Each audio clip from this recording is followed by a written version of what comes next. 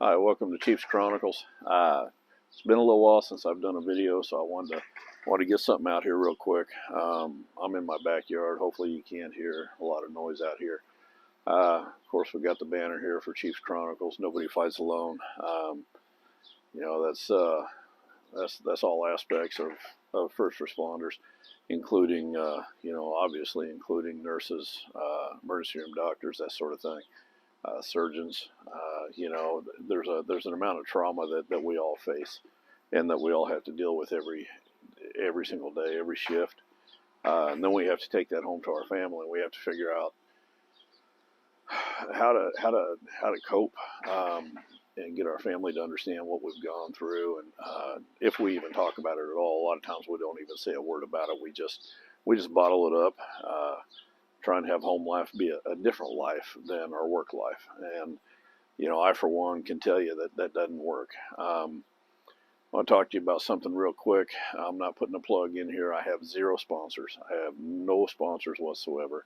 I know my shirt, the printing is backward, because I have to use the mirror feature here to video, but it says Death to Life.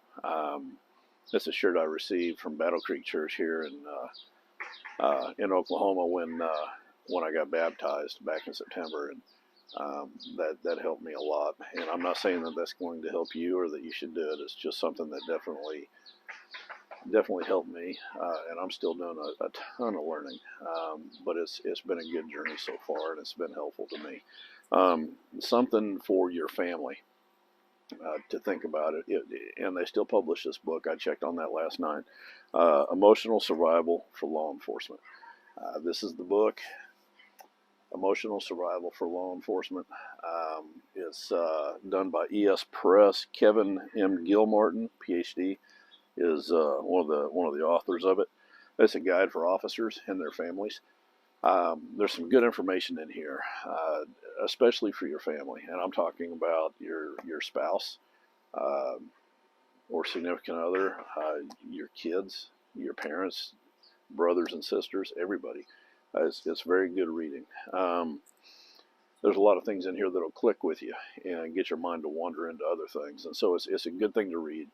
I'm supposed to be, well, I just found a credit card that I thought I'd lost. I'm supposed to be doing some reading before I go to bed every night. I'm not good at that.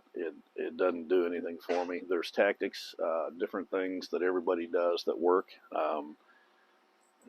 Everybody's different, and I know that, and apparently I'm different as well. So I just want to go over some things that help me with my PTSD and my depression, all the things that are fucked up here. And I'm sorry for the language, but it's just really difficult to talk about it without the language.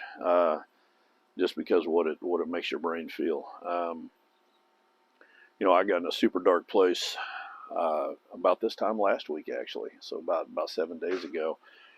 Super dark place. I've got some things going on legally that, boy, they hit me hard, and just took me to a terrible dark place.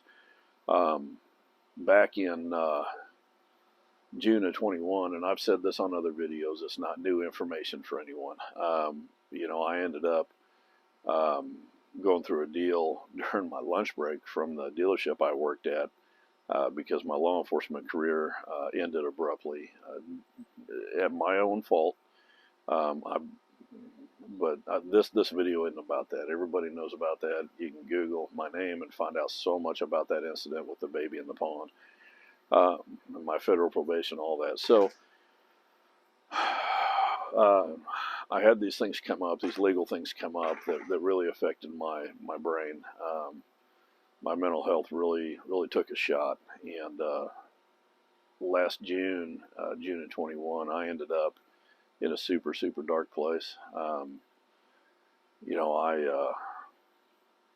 ended up,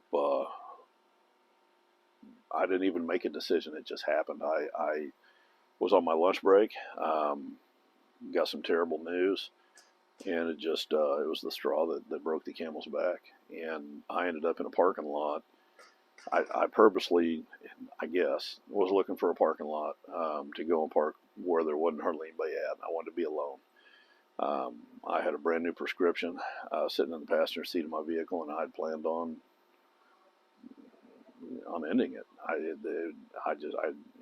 I'd had all I could take, and when your mind gets to that point, or at least me, when my mind got to that point, I had no thought process at all. Rational thought was gone. The only process that was going through my brain at that time was how messed up my nervous system was and how messed up my thought process was. I felt like I was aboard, and all these weights had been piled on me right in my center, and I'm suspended at both ends, and the board just kept sagging, and then finally enough weight got put on, that last piece of weight got put on, that I found out during that lunch break back in June, and the board broke, and I'm using the board as as the symbol of my mind. So I ended up in that parking lot. I had zero idea what parking lot it was or where I even was. I drove and just took roads, and there was no aim, no destination in mind whatsoever. We got bugs out here. It's anyways. So I ended up sitting there. I'd only been there a couple of minutes at the most, in my mind, anyways. Hell, who knows? But I had a tap on my window, and I looked, and it was a nurse. Well, it turned out, and this is a little bit of this, a little bit of this shirt too. So it turned out that I had found an emergency room parking lot to park in to do this. This nurse had gotten off her shift and came out and saw me, believed I needed help, so she came over and tapped on the window and tried to initiate a conversation with me. The first words out of her mouth when I looked at her was, "Are you okay?" And I fell apart. I just lost it. I fell apart. Obviously, I wasn't okay, and she figured that out really quick. Long story short, she walked me into the emergency room. I ended up admitting myself into a place called Signature Mental Health. It's a healthcare facility. And so I admitted myself into that I was in there for 8 days, met some wonderful people, people that I still have as friends. And it was a very odd thing. And I'll do another video on my experiences in there at some point, just because of the mix of people, and me coming from a long career in law enforcement, being a chief of police, the crazy cases I had to work, all that together, being in there with that mix of people I was in there with was such a good thing for me, because it kind of helped me come back to being a human again. But anyways, back to this last week. Because of some legal stuff that came up, I definitely got in a really bad place, really dark place, and it mimicked my mindset from back then, back in June. I started to panic, and so I ended up making contact with this group, and it's such a strange thing how things come together, how things work. Things are put in your path, or at least in mine, and it's unbelievable to me. Again, has to do with the shirt, but when I did my interview on Sergeant Corey down in North Texas, he talked about this group quite a bit during his interview, and I had planned on doing an interview with this group. Actually had everything set up, and I had some pretty bad back problems the morning I was supposed to do that interview, so I wasn't able to. But anyways, that's who I reached out to, was that group, and they helped me abundantly. They specialize in first responders. I mean, that's their specialty. And the counselor that I spoke with had a long career in law enforcement in another state. She was extremely helpful, and I had my very first session probably, gosh, I don't know, 45 minutes after I reached out. I mean, it was so quick.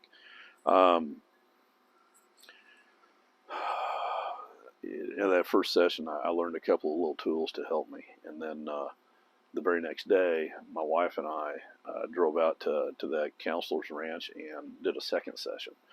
And that helped me even more. I've learned some tools to get my mind in a different place. And they're invaluable. It's incredible to me.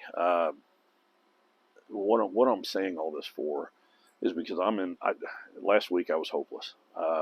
7 days ago I was hopeless. I had nobody in my life that could understand. I had nobody in my life that could help. Um, and that's not saying anything bad about anybody in my life, because they all want to help. There's probably 5 people that are so close to me, they would rather give an arm than see something bad happen to me. Especially my wife. I met her through my support page on Facebook, and it's just she's by far one of my biggest. She is the biggest supporter I have, and I'm not just saying that because she's making dinner tonight either.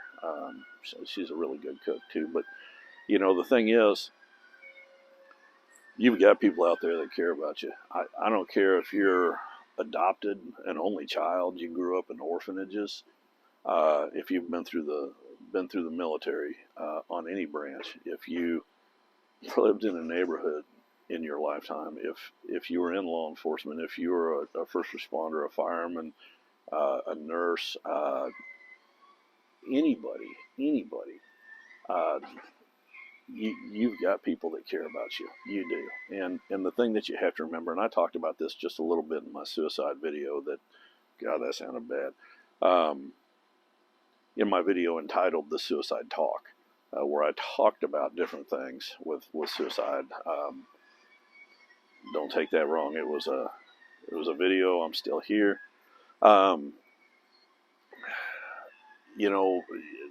when you leave this earth, regardless if it's from natural causes or from your own causes, you have people that care, and those are the ones you're leaving behind. Those are the ones that you don't want to hurt them. You don't. You avoid hurting them. You want them to cry on your shoulder right now if they have a problem. You want to help them right now if they have a problem. So why in the hell would you do something to yourself that makes them suffer and makes them feel like it was their fault, like they could have done something to prevent it and they missed the sign, and they're going to live the rest of their life with that.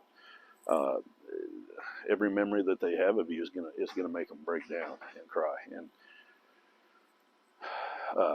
that's just a thing to think about, that a lot of people don't think about when their brain gets in a really, really bad place. So anyways, I talked about emotional survival for law enforcement families. That's a good book. Like I said, I'm not plugging that book. I just know it helped me. I know it's helped others. I learned about it in some training I went through during my career, and it's been a good thing for me. I refer back to it sometimes. My wife keeps it in a desk drawer, and so it gets referred to. The biggest thing is right here behind me, and I realize this is backwards. I realize it because of the way I have my camera set up, but no one fights alone. They don't, not at all. There's peer-to-peer networks out there. Research them. Ask the people you work with. Ask people that are on the same bus as you, if you're a paramedic or an EMT, or people in the same firehouse, say the same agency, working the same floor in the hospital, whatever it may be. There's people out there that know that these resources are available and how to get you to them, and you just take that step, because you owe it to yourself, your family, your friends, your coworkers, to take that little step before you do something really stupid. Reach out. It takes a lot of. I never reached out my entire career. Never. I had talks with people that I worked with, at different occasions.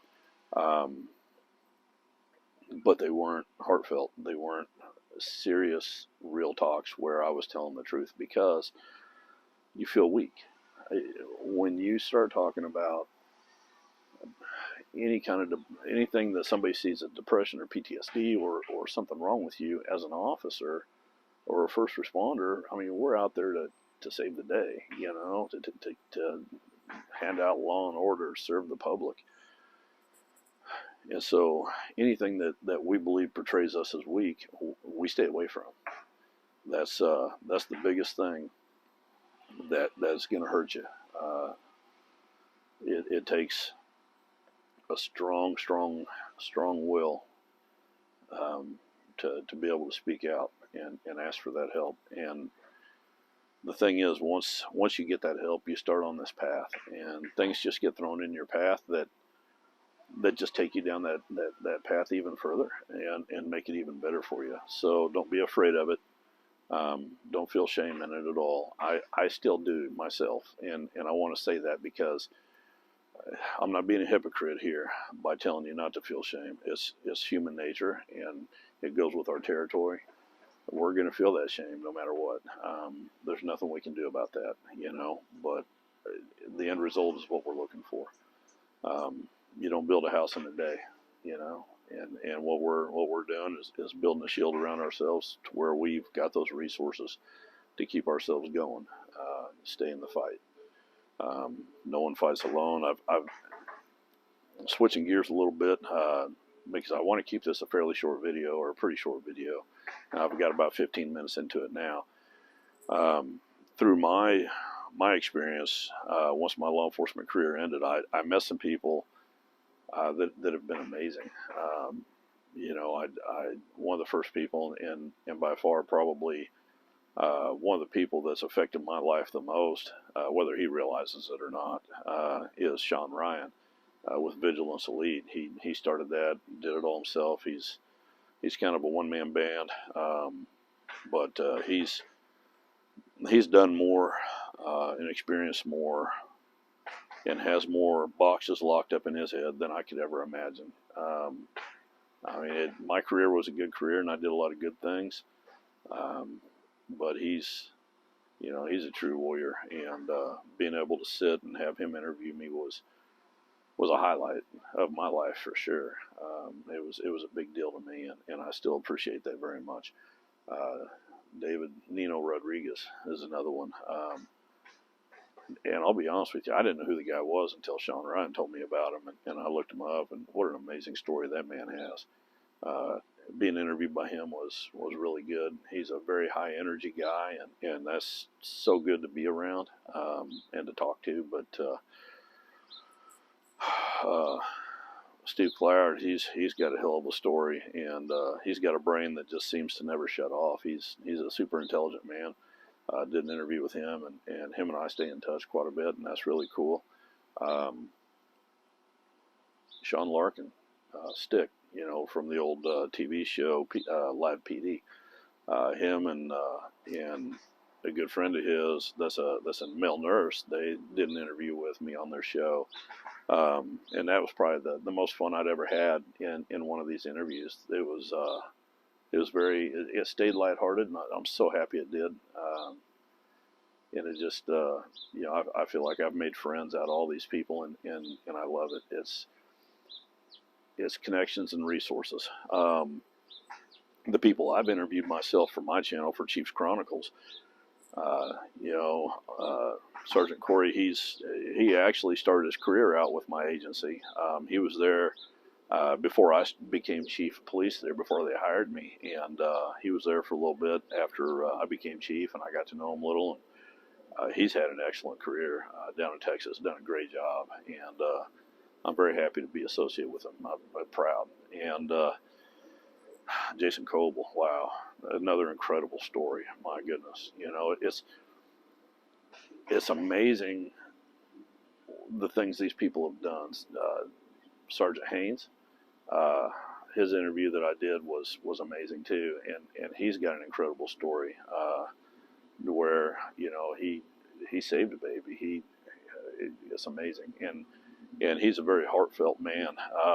Him and I text quite a bit, and it's the friends I've made is an amazing thing, and they're all there to give support to me if I need it, and I'm there to give support to them. And it's kind of a network, which I never planned on ever. And it's an unanswered prayer that finally got answered.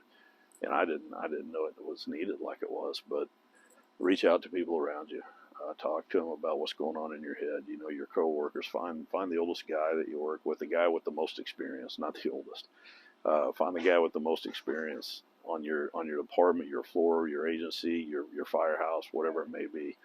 Talk to them. Sit down and have a one-on-one when there's time, and just let them know, hey man, I'm in a dark place. You know, working fatality accidents and getting in the fights and having to restrain people and you know trying to patch people up and you know it eats a it's a lot of stuff that the human brain was never designed to absorb.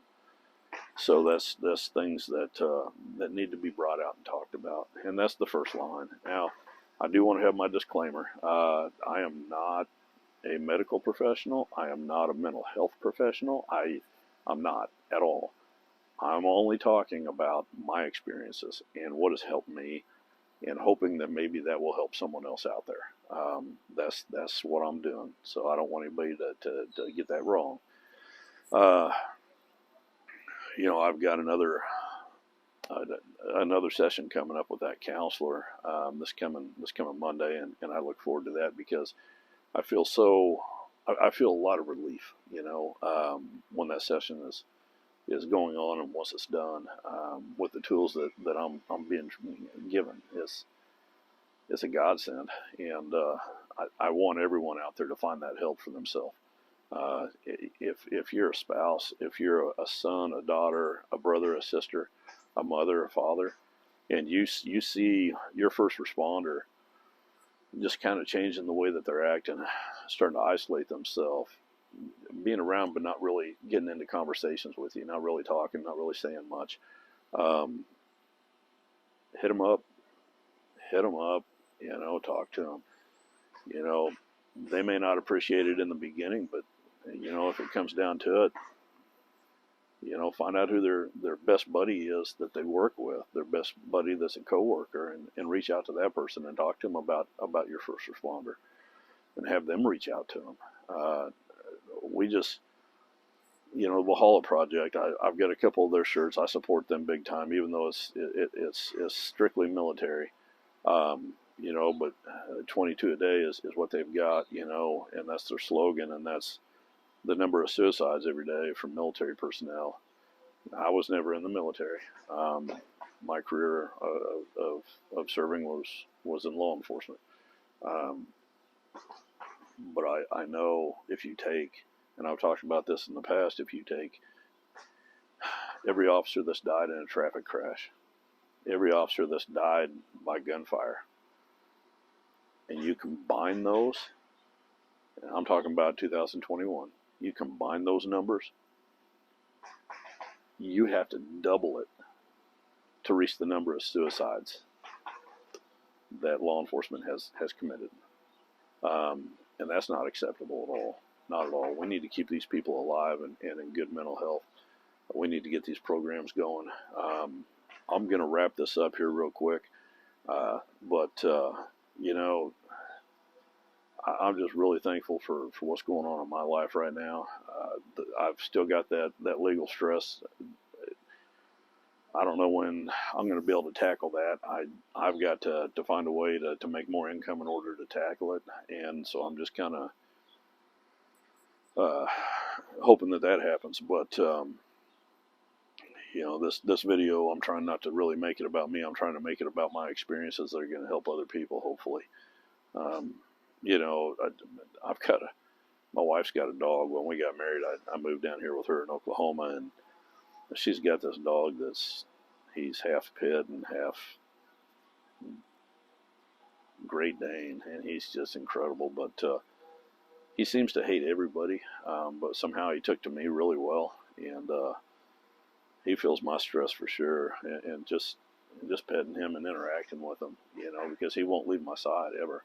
It took my wife and I both to keep him inside the house when I came out here to do this. But that dog's a big help. So don't discount, you know, an emotional support animal. Don't discount that at all either. There's a lot of things out there that can help. If you go to my website, it's all one word, lowercase, Chief, and there's no apostrophe.